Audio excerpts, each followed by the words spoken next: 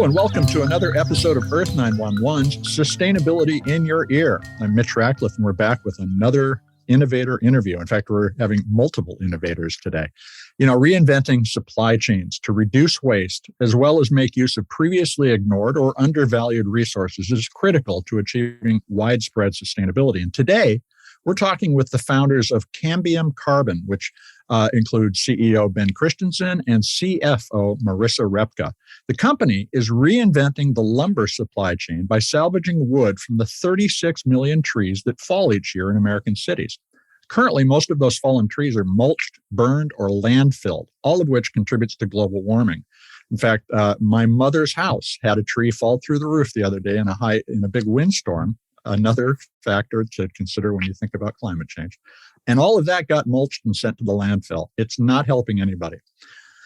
The Cambium Carbon social enterprise has organized an alternative, thoroughly tracked wood supply chain for designers, architects, and builders while helping to preserve local sawmills and the jobs they provide through a program they call Carbon Smart Wood. That wood is sourced from those downed trees, and it's referred to, by the way, as urban wood. It can be used in furniture and buildings in place of trees from clear-cutting operations. Cambium Carbon also dedicates 15% of their revenue to plant new trees and provide urban green cover. It's an inspiring story that earned Cambium a 2021 JMK Innovation Prize from the J.M. Kaplan Foundation, which recognizes innovators in social justice, environmental, and heritage conservation. 10 of 2,800 organizations that entered were selected. So they're in pretty elite company in the sustainable economy. Let's find out why. And by the way, you can find out more about Cambium Carbon at Cambium Carbon. That's CAMBIUMCARBON, all one word.com. Welcome to the show, Ben and Marisa. How are you? Thanks so much for having us. We're really excited to be here. Well, you guys have an interesting story. Yeah, we do. Now, the company's working on several different projects that collectively redesign the way we think about sourcing and using wood. Can you first just tell us what got you to thinking about this and how did you get the company started? Yeah. So really this journey started a long time ago. So I grew up in a teeny tiny town in New Mexico, and I watched, pests come in and kill a lot of our forest. And I watched that wood, go to waste. And I also was seeing our forest die. And so from a really young age, I felt really connected to addressing climate change. And the other important thing for me is my dad was a construction worker and a woodworker. And so I spent a lot of time with him in the shop, always connected to wood. I had no idea at the time where that would lead, but I knew I wanted to address climate change in as big a way possible. So went off to college, studied technical climate science, was focused on hydrogen fuel cells and a bunch of different components of that, and was really focused on how do we technically solve this problem. And then, realizing how much climate change is going to impact people, I started to bring in and really want to make sure that anything that I was contributing to in terms of solving the climate crisis was also really, really putting people first. And so with that sort of new ethos, I went into grad school at the Yale School of Forestry, which was where Marisa and I met. And there we were really studying how can we create scalable solutions, knowing the problems of climate change, and how can we create scalable solutions? And in particular, how can we create those people first scalable solutions? And so while working on some federal policy, we recognize this gap between large scale incoming investment in climate. So there's all this money that's going to get invested. And there's this big gap between local scalable solutions that can address and be really meaningful working with communities in the near term, and then also can really scale. So it can really be financially sustainable and grow in a bigger way. So from there, we started looking at urban forests and identified this problem of urban wood and realized there could be a really big catalytic solution there. So Marisa, how did Ben get you involved in this conversation? What started your engagement? Yeah, so Ben and I met in grad school, and I was really coming from a background in architecture and design and really passionate about how we build city systems. And I think was really excited about this opportunity to look at city scale sustainability solutions, and particularly in thinking about how we could create that self-sustaining loop to impact climate, and not just doing sustainability as something that feels good, but coming up with a real financially viable business model to help grow this. So you do several things. You have a wood buying service, which we would normally think of as a lumberyard, and it's completely distributed. It seems to be everywhere. And you have a selling service where individuals who do capture these trees, that cut them down or clean them up after they fall, can sell the wood. Do you emphasize hyperlocal solutions, or is this wood shipped nationwide at this point? We work to source as hyperlocally as possible. One of our core values at Cambium is unequivocally good. So we want all of our products and our business to be net beneficial for people and the planet. And we know that transportation emissions are a huge source of emissions for traditional wood products. It's a bulky, heavy material. And historically, we see that going back and forth across the world, with logs harvested in the Southeast, shipped to Asia for primary processing, then coming back to the US for secondary manufacturing, sale, and distribution. So ultimately, we're building towards having source material co-located with a processor and co-located with an end market.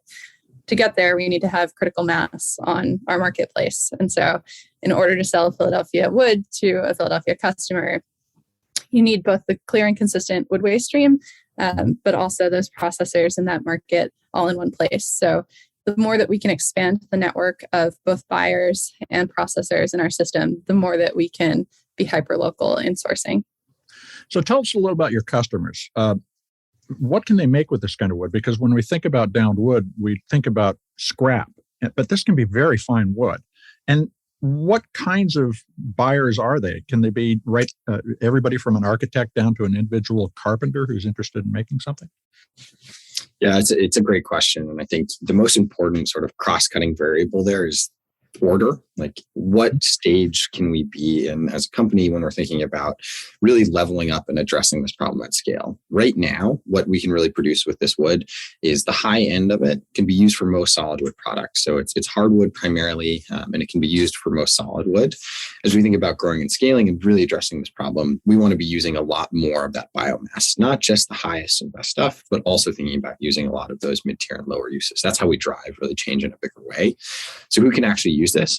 We're focused initially on large wood products buyers. So folks who are buying a lot of the wood, because that's how we can really catalyze this system. So if you have somebody who's buying a really large volume of this, they're able to really impact the supply side in a much bigger way. And so that's why we've set up our model that way, because they can help that scale, they can build in consistency, and they're recurring buyers. Longer term, for folks who are interested, a lot of individual carpenters, woodworkers, anybody who is excited about working with wood can start using Carbon Smart wood as well. And that's how, we really need both sides of this in order to address it. So what's the customer experience like? I need some wood. What happens when I engage with you? Yeah, absolutely. So we work with, a number of different large wood products buyers. And the big thing is we want to make sure that this wood is used right. So as I was saying, it's mostly solid wood. It's not used for structural. And when you're using urban wood, you have to make sure that it's processed correctly. So you have to understand how it's dried. You have to make sure that it's really cut and processed in the right way. And so we work really directly with our clients to understand what their needs are and then how we can actually be producing at the volume and the scale to address it. The other thing that's interesting and really exciting about urban wood, and this is true anytime you're dealing with a waste stream, but you get different inputs, right? So we have different species than would normally be used. And that can be really awesome. And it leads to amazing, charismatic products that are really different and unique. It also is a challenge because oftentimes our buyers are unfamiliar with that, but you can really use these species for amazing things as well. Now, tell us about some of the more surprising providers of wood. The one that I noticed on the site that I thought was really intriguing is City Bench, and they're focused on telling the stories behind the trees the wood came from. Tell us about that. Yeah, so we work with amazing suppliers who are passionate about crafting quality products out of a salvaged resource. So they're experts in the art and science of milling, drying, and finishing wood. Many of those suppliers, like Zeb and Ted, the brothers behind City Bench in Connecticut, have worked for decades salvaging urban wood, often through informal partnerships with arborists and tree care companies.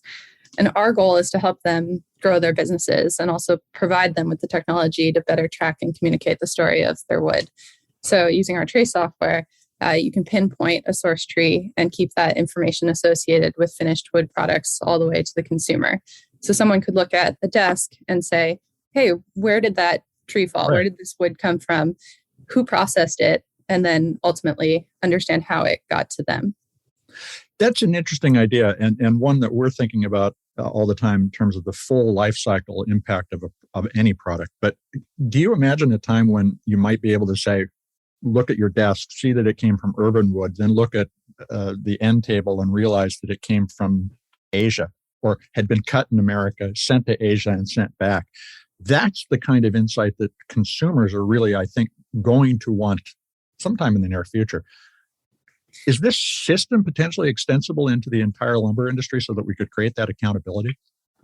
Yeah, it definitely is. And I think, what we think about a lot is, why do we need certifications right now? Why do we need to know exactly, why do we pay a third-party entity to tell us that our wood products were harvested sustainably, right? Yeah. We do that because we don't actually know where they came from. We don't know where it was cut down. We don't know where the board that's in your table was processed. We don't know who it was processed by. And oftentimes it was done in an unethical or unsustainable way. And so we need those third parties in order to do that. The amazing thing that we think we can catalyze is we can tell you exactly where it came from. We can tell you who moved it. We can tell you who processed it. And we can pass all that information and that experience along to the consumer. And that's something that we're trying to really change is, again, we think about goods when they get to our door, but we don't think about how they're made, right? And providing that fidelity so you can look and you can see and you can get a 20-second video of Paul in the shop who's walking around showing you, hey, here's your table and process. And then you start thinking about oh, wow, this is where it was. And then you can see the tree that it was cut down, and really shifting that is really exciting. We do think that this can be something that's catalytic and scales across the industry as well. Well, I think it's really interesting that you call out and provide to the sellers of wood various logistics, marketing, and other solutions so that they can be better at not just transparency, but the storytelling that then makes the value of the wood perfectly clear. What's involved in becoming a supplier? Do you have a set of certification steps they have to go through? For us, we really work with a number of suppliers, and I think there are a few industry organizations that help kind of grow this network as a whole. So we're members of the Urban Wood Network, which is sort of our industry trade association. I think for us, we really are taking that role in quality control and quality assurance between the customer and the producer. So we really take a hands-on role in getting to know the suppliers that we're working with to understand the size of their operation, the types of orders that they can fulfill, and really just getting a sense of their experience and expertise in the craft. For us, we'll usually start with a small order. Like we think of doing products like cutting boards as the simplest way to trial a new supplier and to understand, okay, can they really provide the information about this material? Can they make something that's relatively consistent out of this waste stream?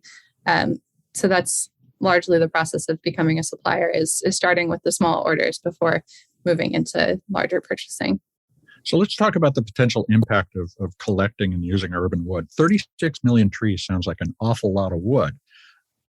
How much of that wood is actually usable? And what's involved in actually tapping into that supply? How much do you have to grow your network in order for us to fully utilize 36 million trees worth of, or down trees worth of material?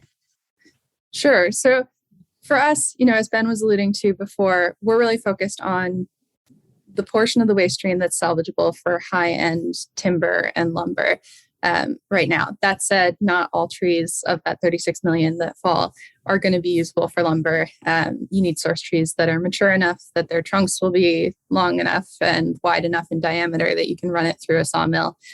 So we're really thinking about those larger, healthier trees that are coming out because of storms and development and other pressures, like emerald ash borer is a big one that we see that brings down a lot of otherwise healthy trees. So for us, we're focused on that portion of the waste stream. Ultimately, we want to have the capability to take all of that material and put it to its highest and best end use. So we're also looking at opportunities for production of biochar and bioenergy and other high value products from that lower value but higher volume side of the waste stream.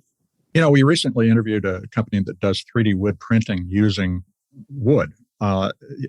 Could you also take the remaining waste and have a hyper local wood printing operation that could further utilize this material?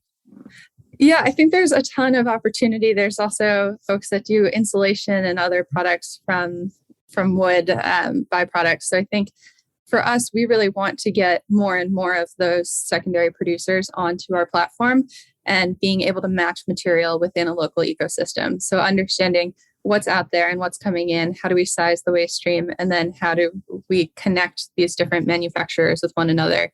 I think having technology to grow the supply chain as a whole is what we see as the big opportunity to get more of that material upcycled to a better use. Now you have a tracking system, the Trace platform, that connects customers to the story of the wood we were just talking about through QR codes. This idea seems really fitted for a lot of different circular markets. Do you see that platform itself starting to evolve to incorporate other materials over time? We do. And in long term, I think there is going to be a circular economy marketplace that really transforms and moves away from certification and helps us understand across all material types, across goods, where exactly they came from and are really driving that local solution. There's a number of other companies that are thinking about that in different materials. And we, are really, really focused on urban wood and wood first. Sure. And there's so much complexity there that there's a ton that we need to continue to figure out and work, collectively to really enable. And also the scale there is massive. We can grow really huge impact and, a big opportunity there. That said, definitely our ambition and where we want to take this is beyond it. So that's both pushing other industries with, showing this as an example of thought leadership and how we can really demonstrate, full fidelity over chain of custody. And then also by actually actively expanding into some new materials. And so there's some obvious synergistic ones that already fit sort of with our customers and with our supply chain. So a good example is metal, something that is used in a lot of furniture and furnishings, can be recycled locally in a lot of different cases, is not really being aggregated or thought of as a sustainable material. And so that's one that we look at as sort of the next step. That's a ways off though. Sure. Now, and it's obvious that you start with a higher value material and really emphasize the value so that you can support the evolution of this platform. Do you imagine this can be used for low cost commodities in the future? And when you think about that, how far out do we have to go in time before it would be viable for this to be applied to, for instance, the screws that were in the furniture you bought?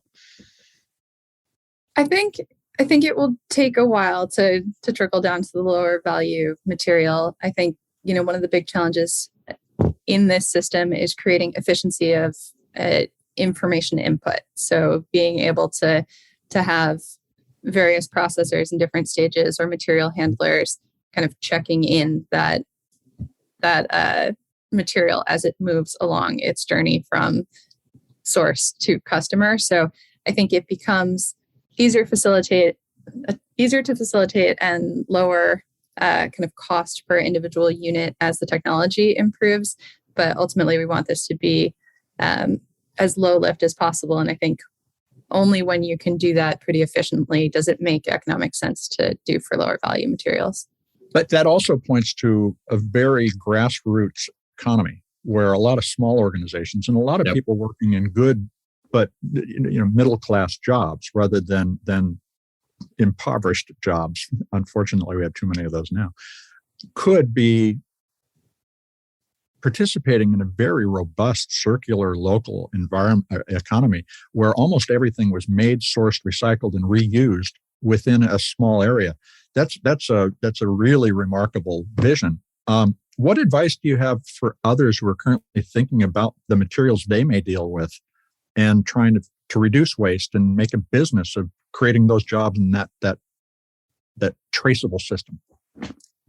Yeah, I think it really starts with understanding your waste stream. So Ben and I spent a lot of time working to understand this problem and the current material flow of wood waste in cities. We received a grant from the Nature Conservancy in partnership with the Arbor Day Foundation that allowed us to do these in-depth case studies in 3 U.S. cities. And that allowed us to talk to key stakeholders and understand their pain points and the opportunities for efficiency gains and the barriers to changing the status quo. So I think starting with understanding the waste stream, then kind of aggregating and centralizing that waste. It's only efficient to process that material into a secondary product if you can get all of that aggregated at one point.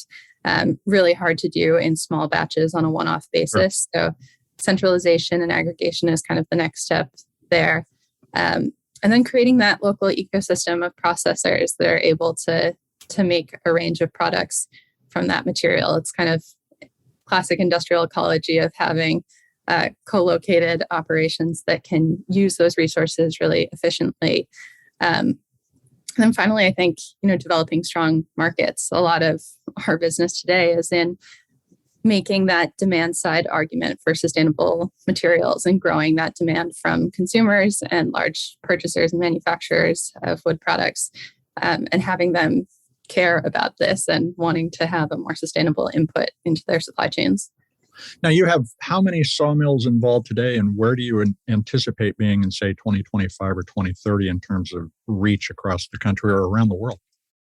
Sure. So we have about 45 folks who are actively on Trace right now. We work and have about 140 different folks within the broader network. And, to that point about how do we really build this effectively? The only thing I have to add to what Marisa is saying is it's really about partnerships for us. And as we've talked about throughout this, we have benefited so much from the experience and the work and the enabling, conditions that have been, helped put there by the Wood Network, by the Forest Service, by all of these local producers who really have such deep, specific knowledge in their space. And we really believe that it's a rising tide lifts all boats space, where if we can help create those enabling conditions, we can help all of these local producers be more effective and connect to bigger and bigger jobs. And then that connects to a lot of waste coming out of the waste system. And all of that, as you're highlighting, is a really, really big and exciting green jobs opportunity where we can bring back manufacturing to our cities. And that's what gets us really excited. And to go back to where we started, right? It's a people first climate solution because we are really creating those jobs. We're focused on workforce development. We're focused on creating those local economies. And the waste stream, solving that is a huge, huge climate opportunity. And we didn't even talk about, but it's really important for us. But we reinvest 15% of all of our profits back into local trees. And that's a huge commitment. We're a public benefit corporation. We really want to be catalyzing how we think about forests and cities. Well, and that's an important point. This reforestation, we typically think of going back and filling in where clear cutting has happened, but we need to fill in green spaces in urban areas. Where are you doing that kind of planning right now?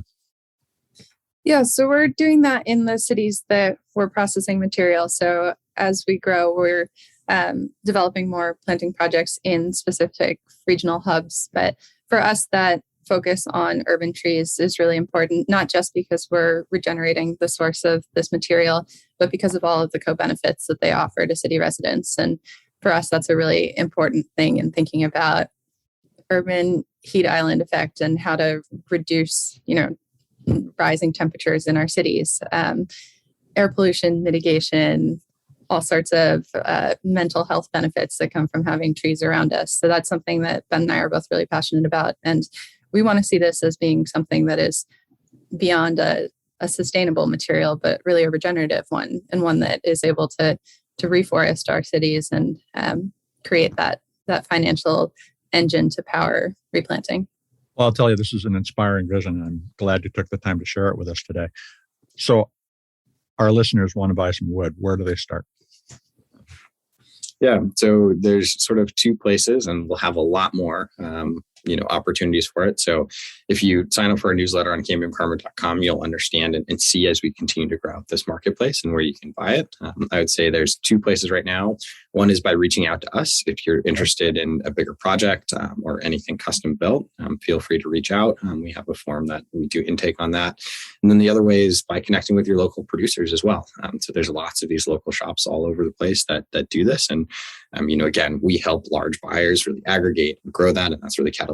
And we also are always trying to help our customers access sell their products more effectively. So you can look up Urban Wood and search your city, and you'll likely find a number of folks who are doing this type of salvage work. We probably work with them. So wins with them or wins with us, and we love to share the love. Well, Ben and Marisa, thanks very much for taking the time to talk with the Earth911 community about Cambium Carbon. Thank you so much. We're really excited. We've been talking with Ben Christensen. He's the CEO, and Marisa Repka, the CFO at Cambium Carbon. And of course, you can find out more at cambiumcarbon.com. Cambium Carbon is all one word, no dash. This is Earth 911, Sustainability in Your Ear. We will be back, of course, with another innovator interview soon. But in the meantime, I hope you take a few minutes to share or check out for yourself for the first time the more than 250 shows we've had on conversations about creating this circular economy. There are plenty of ideas out there. The question is, who's going to take up those ideas and make them reality? Could it be you? I hope so, because there's plenty to do and plenty of work to go around. Take care of yourself, take care of one another, and let's all take care of this beautiful planet. Until we meet again, have a green day.